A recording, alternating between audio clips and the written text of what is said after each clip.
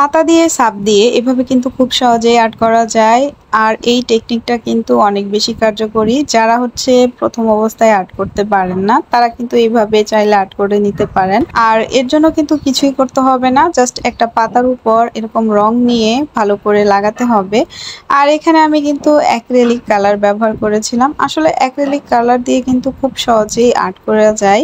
আর আমি ভালো করে রংগুলো হচ্ছে ব্লেন্ড করার পর এটা আমি একটা কাগজের উপর এরকম ভাবে ছাপ দিয়েছিলাম। আর সবচেয়ে ভালো লাগার অংশ হচ্ছে একটা একটা করে পাতা যখন তুলতেছিলাম তখন এটার আউটপুটটা দেখার পর আমার কাছে খুবই ভালো লেগেছিল। কারণ এখানে কিন্তু একটা পাতার মতোই শেপ চলে আসছে, দেখতে অনেকটা পাতার মতোই লাগতেছিল।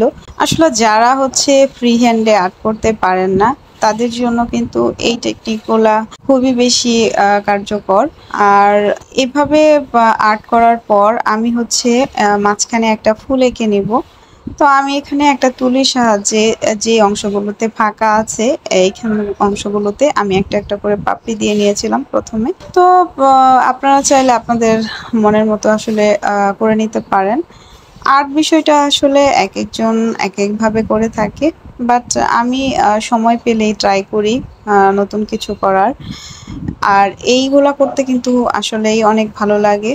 নতুন নতুন এক্সপেরিমেন্ট আপনাকে অনেক অনেক অভিজ্ঞতা এনে দিবে। আর এখানে আরো একটা কথা বলে নেই, আমি যখন পাতাগুলো ছাপ দিলাম তখন কিন্তু হচ্ছে আপনাকে প্রতিবার পাতার উপর রং ব্রাশ করে তারপর হচ্ছে ছাপ দিতে হবে।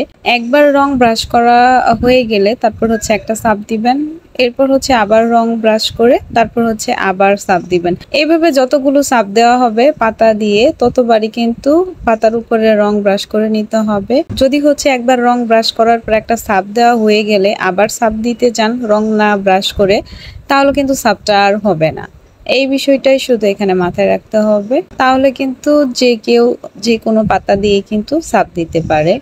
আর পাতা দিয়ে ছাপ দেওয়ার পর আমার এরকম একটা সুন্দর ডিজাইন হয়ে গিয়েছিল।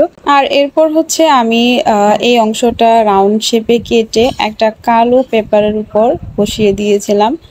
এতে করে আমার মনে হচ্ছিল যে আগে থেকে আরো সুন্দর লেগেছিল। আর আরেকটা বিষয় সেটা হচ্ছে যেখানে যেখানে ছাপ ভালো করে বসেনি আমি সেখানে তুলির সাহায্যে হালকা করে রং নিয়ে এখানে আবার ব্রাশ করে দিয়েছিলাম। বেশি জোরে জোরে বা হচ্ছে বেশি রং নিয়ে যদি ব্রাশ করতে যাই তাহলে কিন্তু পাতার যে এখানে একটা শেপ আছে এটা নষ্ট হয়ে যাবে, এটা একটু মাথায় রাখতে হবে। আর কেউ চাইলে রং ব্রাশ না করেও একদম ওইভাবেও রাখতে পারেন, এটা আসলে যার যার মনের ইচ্ছা। তো আমি হালকা করে করে দিয়েছিলাম। তারপর হচ্ছে আমার কাছে মনে হয়েছিল যে দেখতে ভালোই লেগেছিল, যেহেতু আর ফাঁকা ফাঁকা মনে হচ্ছে না। আর এটি আপনাদের কাছে কেমন লেগেছে সেটা কিন্তু অবশ্যই জানাবেন। আর চাইলে কিন্তু এভাবে যে কেউ আর্ট করে নিতে পারেন।